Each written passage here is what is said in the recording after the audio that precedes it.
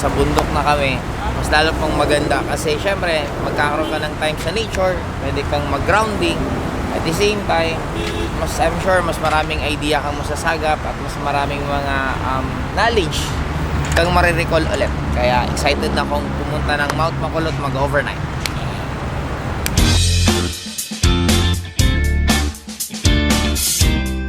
Si Paolo, si Rex.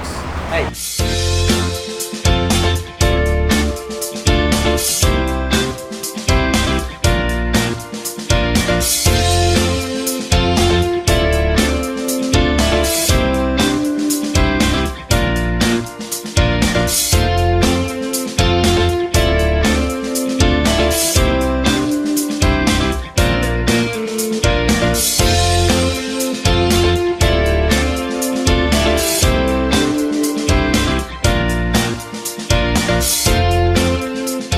Welcome to Mount Makulot.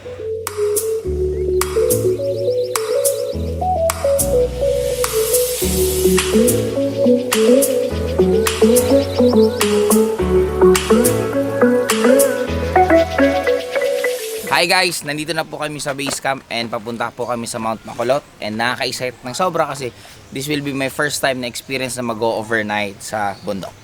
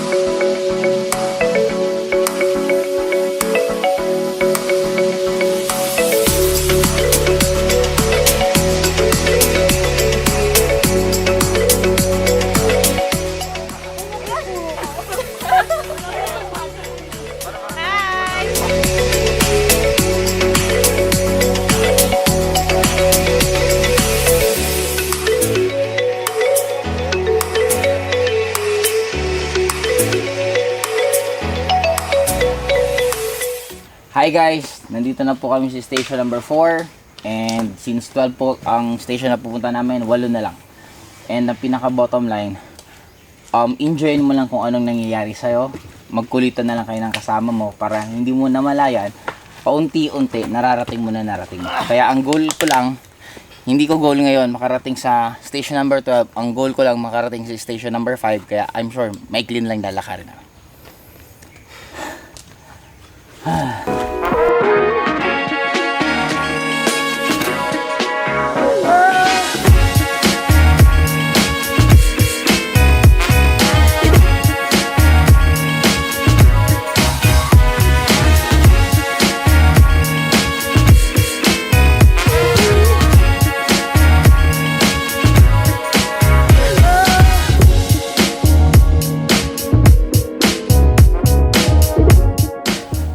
Kapoy gyud.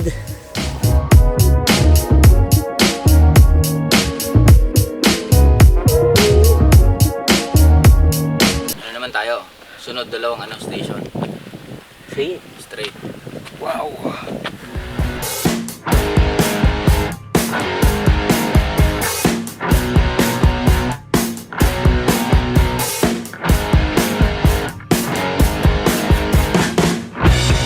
Yeah. Grabe. Konting-konti na lang. Magkukit na kami.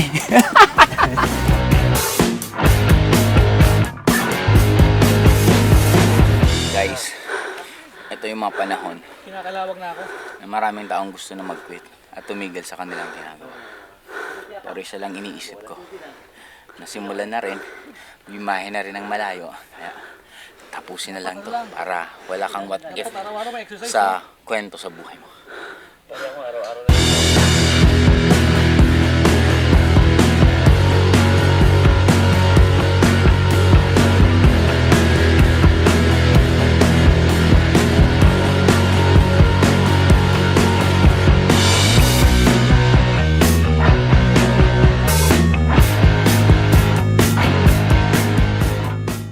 Hindi man madali umakyat, pero once na nasa taas ka na, sobrang worth it.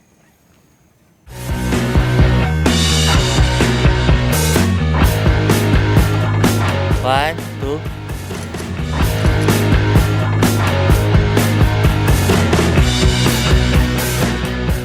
Ano rin kayang raya?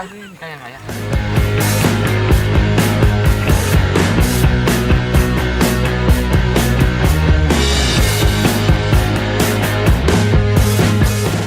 Konti-konti na lang, malapit na kami sa destination namin. And sabi nga, darating ang time lagi na mapapagod ka, mahirapan ka pag meron kang goals. Ang importante lang naman, tuloy-tuloy mo lang. Kasi sabi nila, mas lalong magiging worth it isang bagay pag may mga sakripisyo. Sabi nga nila palagi, it's not about the destination, it's about the journey. Ang importante sa buhay, appreciation ng lahat ng nangyayari sa'yo.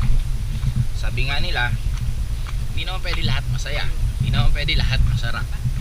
Kailangan mo rin mapagod, kailangan mo rin mahirapan para ma-appreciate mo mga nangyayari. Mahirap man umakyat pataas, pero pag nasa taas ka naman, sobrang magiging worth it ang makikita mo. Kaya may namin nakakasalubong pababa. Ang tanong, bakit maraming gustong umakyat na napapagod lang sila? Kasi nga, iba yung pakiramdam nakarating ka sa taas. Kaya eto, malapit na kami. Konting-konti na lang.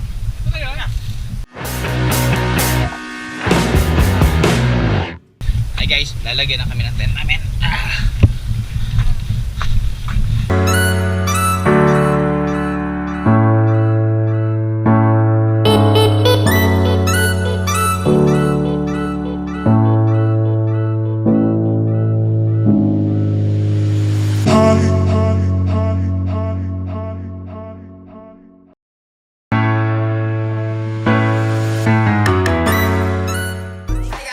If you like my videos, click subscribe below for more updated content. Don't forget to share,